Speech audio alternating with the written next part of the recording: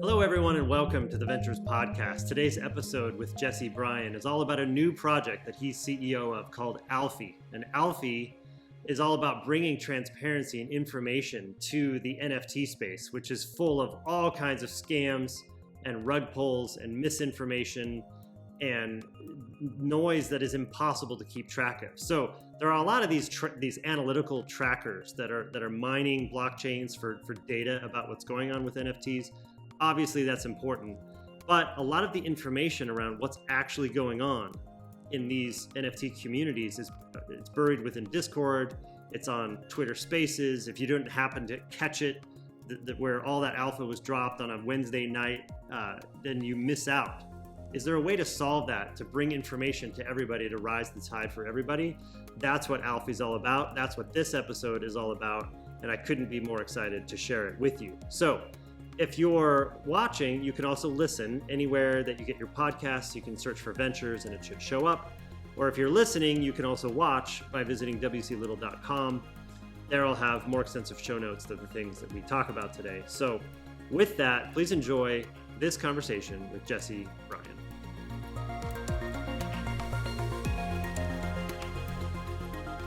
All right, Jesse, welcome back to the show. Awesome. Thanks for having me. So the NFT space is wild, to say the least. There is so much going on. This drop in the market the last couple of months seems to have just activated the people who actually care and who are actually building. And now we are seeing tons of projects coming up. It's really, to say the least, it's extremely hard to keep up. The information flow is astronomical. You're working on something amazing. I'm honored to be able to help out. Tell us about it. Tell what's going on. What's in your mind?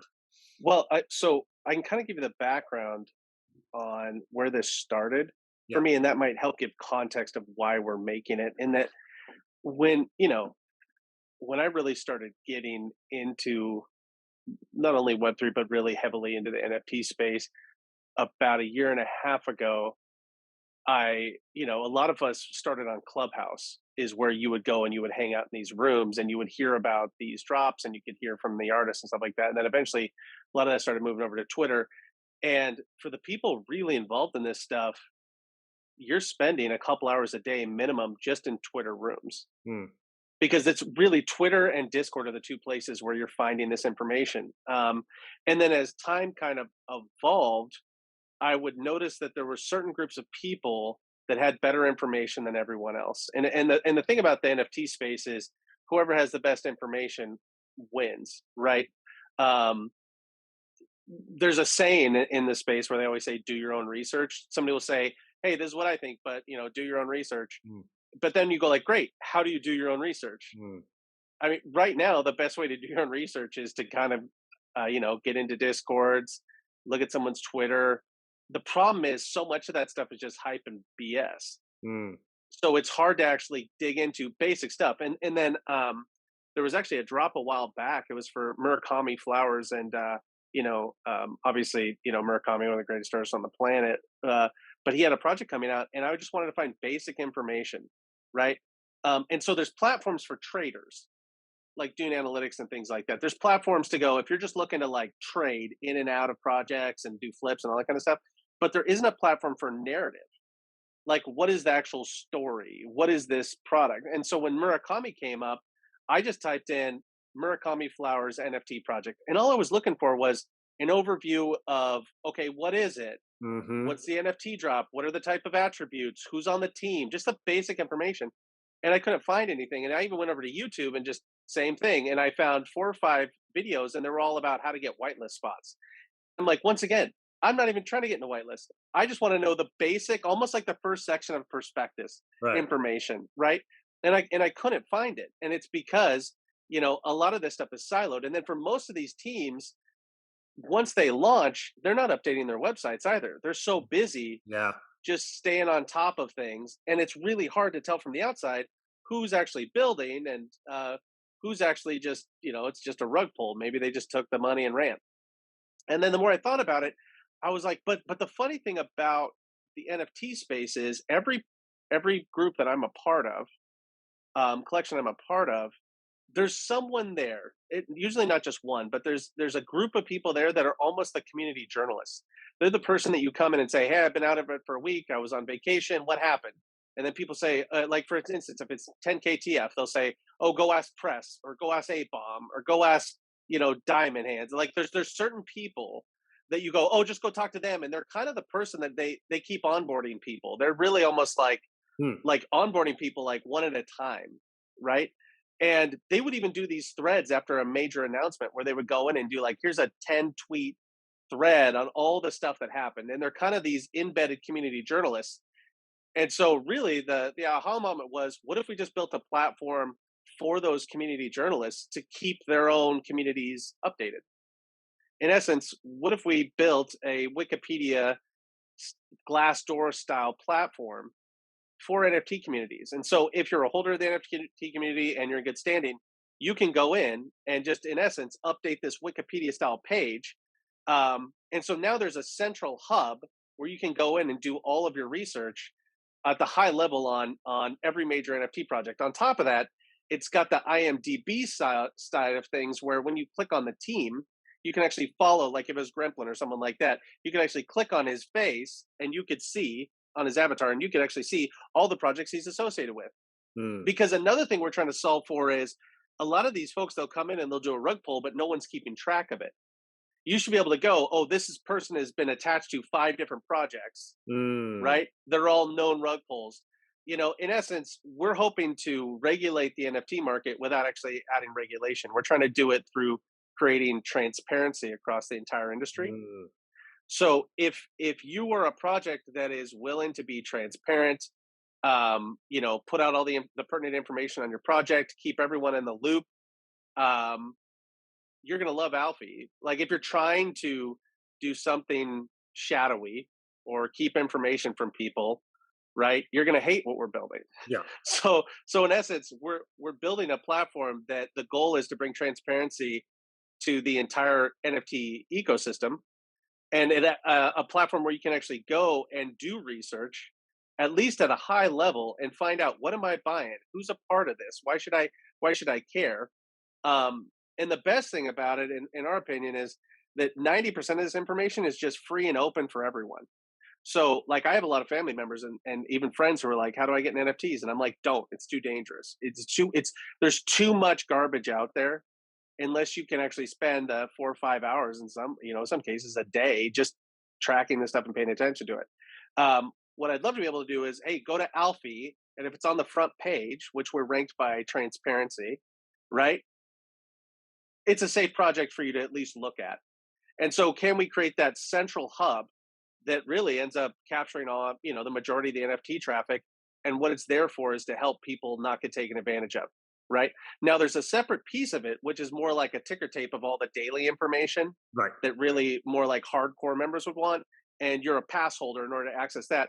But in everything else, the really just a high level, here's how to keep yourself safe. All that's available for free on Alfie to anybody that wants to take the time and do the research. That's good. That's good. Okay. So taking a step back and a step up, we've talked about this in previous episodes you've been on this show. But why does this space matter? Why does paying attention to this space matter? Why are these communities doing what they're doing? Like, can you give us some meta commentary on what's going on and why you care about it? I mean, for me, I've never seen a mechanism that can actually change the situation for artists like this before, right? A way to finally get paid for your work and what you're bringing to the table. Like, I mean, as an agency owner, classically, the first people that get laid off in a recession, who gets taken advantage of the most? It's always artists. And so the NFT space is a chance for artists to actually be able to not only do great work, but finally get paid for their effort, which I think is huge, right? Also, from a brand building perspective, I've never seen anything like it. I'm a believer that all the strongest brands that are going to come out in the next 15 years, they're going to start in this space because the model just makes too much sense, right? So I want to start an animation studio. I want to start a clothing company. I want to start all these creative endeavors.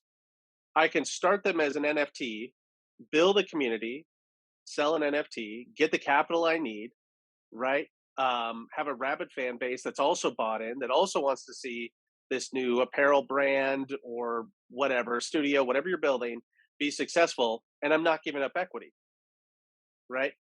And what I'm giving this community is access, and I'm giving them all sorts of different things, but I'm not having to give up equity. And so, even just from the standpoint of, for a long time, we haven't had a ton of new IP, right? Why? Because there's a couple, well, specifically one organization that has pretty much all the IP locked up. Like if you look at Disney, if you were trying to start X-Men now, good luck. If you were trying to, like, pre NFTs, I would say if you were trying to start anything IP based, good luck, because the gatekeepers have it so locked down it's almost impossible.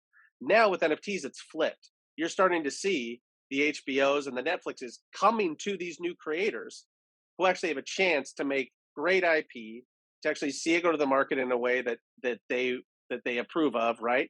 And they're not beholden to some big corporation. So, like, across the board, the upside to this ecosystem flourishing is massive. The issue is that there isn't transparency. It is the Wild West because there is no it is not regulated. And so, when I look at what the future could be for artists and creatives and storytellers and business people, if this really catches, it's staggering what could happen. Like, absolutely staggering.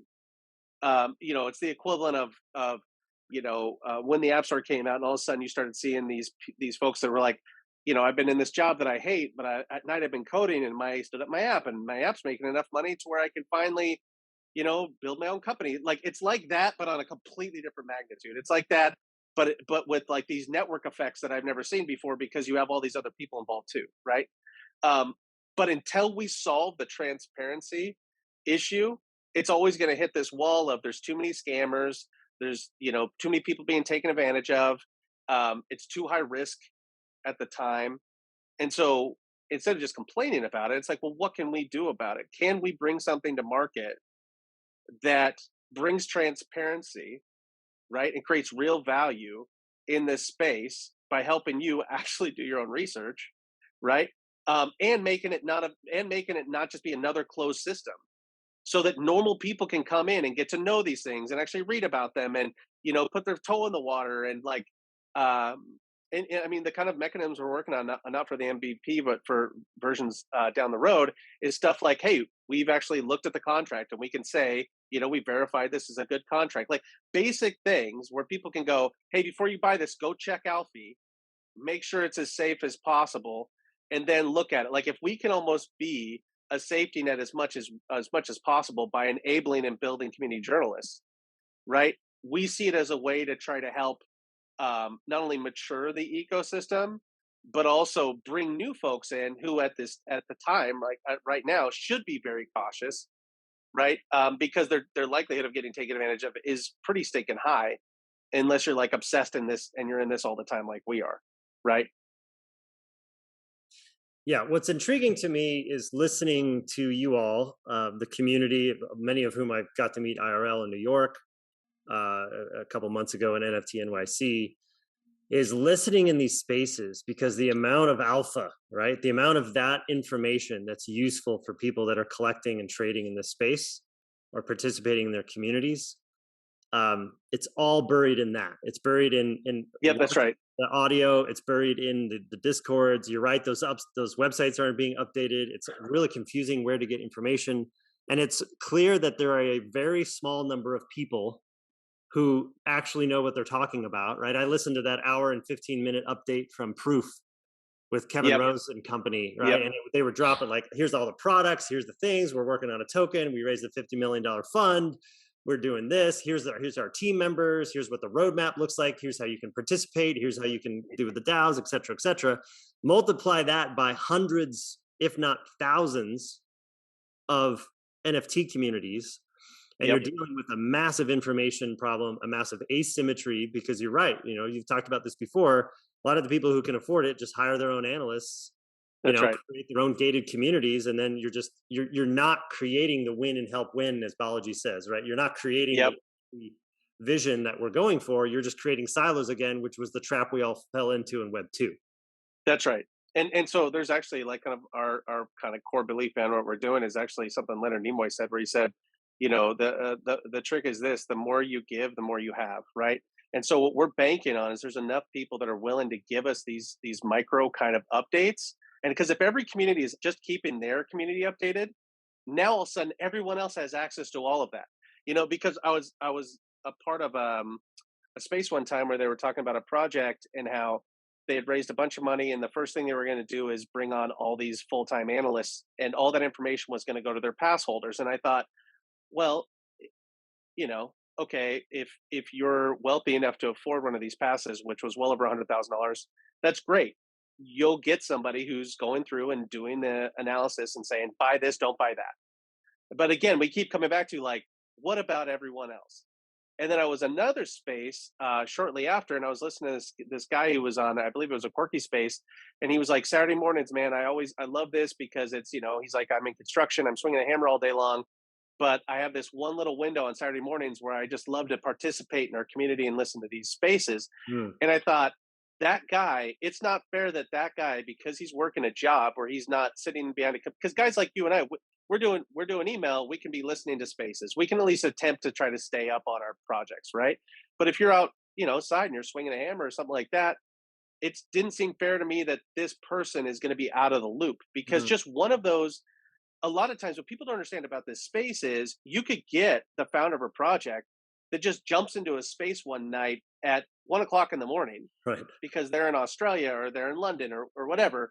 And they go, okay, screw it, I'll just tell you guys. So there's a mint coming out in 2 weeks, and all of a sudden he dropped all this information that really, I guess in a traditional market is the kind of things you would get at like a stockholder meeting or something. We're like, hey, everybody's getting the same information at the same time. That's not what happens in these groups. Yeah. And so if that guy is sleeping because he's got to wake up at 5 a.m. to head to his job at do construction, or if he's not in one of these rooms, because there's also a ton of these side chats that happen on Twitter that are specific to projects. Let's say he never got invited to one of those, so he's just checking their official Twitter account. They haven't made that announcement officially yet. He wouldn't know that, and he's working a job, and so all of a sudden, unless you're lucky enough to be in one of these like very specific rooms that you have to be invited into, right? Where people, by the way, are doing this constantly, updating their communities. If you're not in one of those rooms, and most of that, I think those are all capped at whatever 75 people or something like that to begin with. So there's only a couple of these rooms going where you get the real like great information. If you're not in one of those rooms and you're not living on spaces, listening to every time they go live because you're working a job, or maybe you don't live on the East Coast or on the West Coast, or you're some other country, time zone, you miss all of it, right? And then you think about the disadvantage for everyone in that community that is not on the exact same timeline as the founding team, or not a part of one of those groups that in essence is closer to the information. And so what we're trying to figure out is, can we level that playing field where all of a sudden, if somebody said, for instance, with Quirkies, there's a thing called Sin Saturdays where the founder comes in and he gives a bunch of updates on the project. The way we're building Alphi is so that somebody can say, hey, on Sin Saturday, he mentioned these 5 things. This is coming. Be watching out for this. And by the way, keep an eye on whatever. And then instead of just posting that inside your private Twitter group, we're asking you to post that on Alphi. Now, everybody can benefit from that. It also helps the Quirky team because they don't have to, deal with that. And in essence, the funny thing for the actual collections, what we're building is the ultimate sales tool for them too. Because again, if they are above board and they're willing to get us information out. So there's a group I'm a part of called 10KTF, which is an amazing project, but it's pretty dense. And so there are literally 2 people I can think of in the community that will sit and go in and start private route, like actually Twitter spaces where they do it at least once or twice a week for new people, and they just onboard them. Here's the project, here's where it came from, here's the founders, and they just give that all information. My hope is they can go to our Alphi page, read our Alphi page, and if you have any questions, come back. The amount of time that we could even save communities by having this central hub is massive, because you can go like, hey, go read the Alphi page, right? Let us know if you have any questions. Because the way this information is organized right now, Will, which is kind of wild, is you'll have a little bit of it on their website, which is probably outdated because they haven't touched it in 6 months. and then there's a little bit on their Discord, and then everything else is on Twitter, right? And so unless you can go in and look through an entire timeline of someone's Twitter history, and then go through on their Discord their entire timeline and all their FAQs, and and you're in one of these special rooms on Twitter, you can kind of figure out what's going on. If you're not in all three of those at the same time, you have no idea. You're missing one of the pieces of the puzzle, right? Yeah. Yeah. And we're solving that. Okay, so what can you tell us about timeline, expectations, ways to get information? How do you get alpha on Alfie in the coming season here?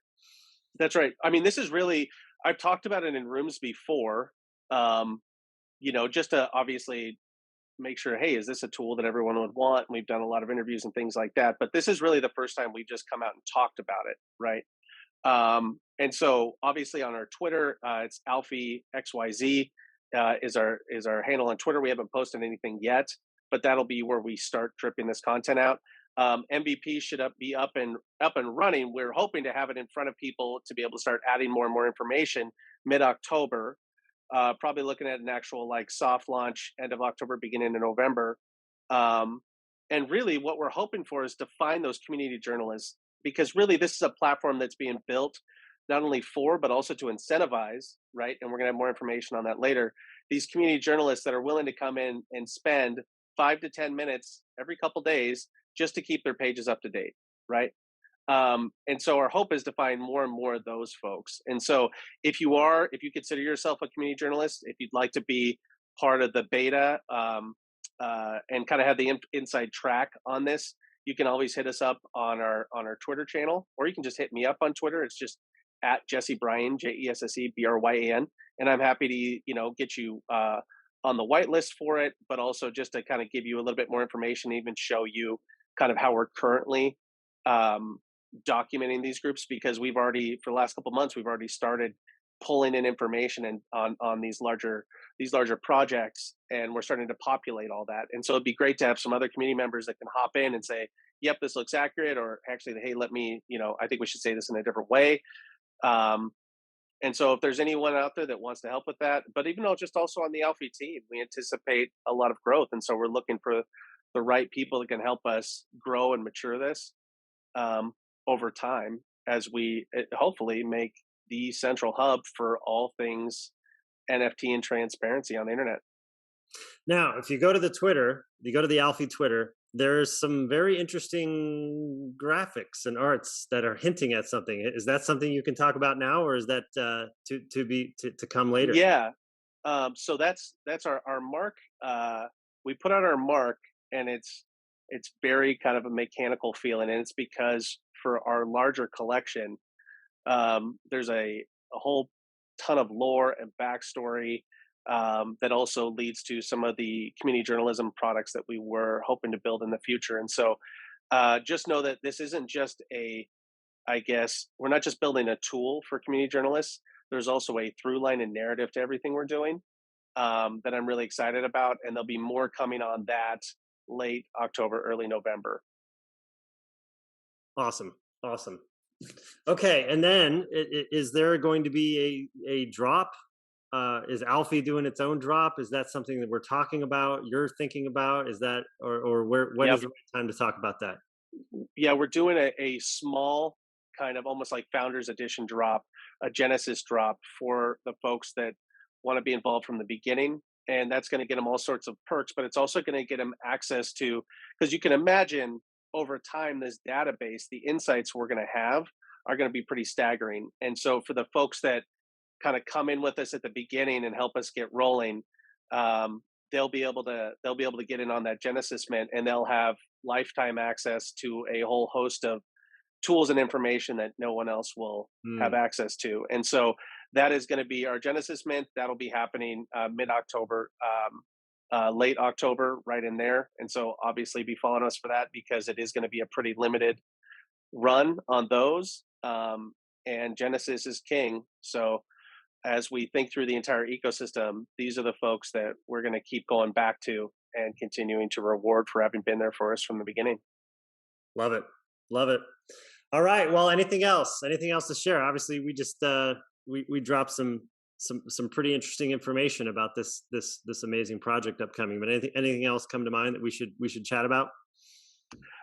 I mean, this is the thing with Alfie is it really is a platform for community journalists. Like if we find communities are willing to come in and be transparent and give us our information, I think we have a real shot at actually helping people get in the ecosystem. Like one of the things everybody's always talking about is we need more people involved in this. We need more people that understand NFTs that can be involved in these communities. Like a lot of folks were hoping for the Coinbase, marketplace to like help onboard a lot of people. But like if you're really serious about this space, helping Alfie get off the ground is critical, right?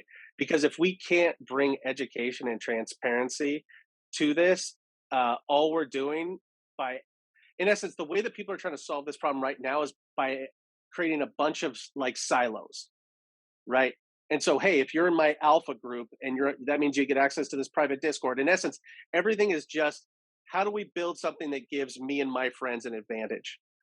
What I would like people to consider is like by taking a step back, if we can give that information to everyone, it will actually grow the pie. Everybody's in here trying to, own their small piece of the pie, but it's like, let's focus on growing the pie, right?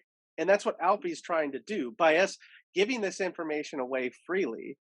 Like this is our best shot at actually showing that we're a community of people that not only have a great technology that we think can literally change how business, entertainment, all those things work, but we can do it from a position of generosity and transparency, right? And I think that that's our best shot to actually help people get involved and to do it in a safer way. And so again, it's trying to get out of that. How do I have the inside track personally, and into more of a how do we help people understand globally, right? What this thing is, what this technology is, what's capable of, and kind of take that more almost like community first, actually true community first approach versus a what's in it for me and how do I extract as much value as possible perspective. And so if you really believe in the future of NFTs and how they can transform, like I said, all those industries, help us, right? Because like I said, we need people that are willing to come in and just help keep this database updated and going, because this really is a product that's for all the not only do I think it will create value for the collections, but also for the journalists. But my hope is that it will actually be the on ramp for folks that we really want to be a part of our space and don't know how to get started. Amazing. I'm excited about Alfie. This is going to awesome. Be a lot of fun. Jesse, really appreciate your time. Cool. Thanks, Will. Appreciate it.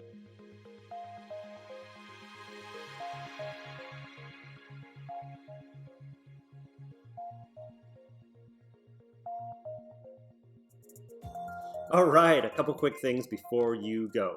Number one, I have a general newsletter where I write about technology and startups and health science and teaching people to code. And I write about a variety of different subjects that we talk about on this show. So if you go to wclittle.com, there you'll be able to subscribe, and you'll also be able to subscribe to particular topics. If you're just interested in one or a few of them, you'll be notified right when I publish new content in those areas. Number two, my partners and I at Proto Ventures have a portfolio company called Startup Rocket. If you go to startuprocket.com, there you'll be able to receive coaching guides and customize an operations framework for you and your team and your advisors to be on the same page in terms of what is the appropriate next step for you and your entrepreneurial journey. And finally, if you wouldn't mind leaving a review anywhere that you have listened to this podcast or watched this podcast, it'd be super helpful to help those who might be interested in consuming this content as well. Thank you.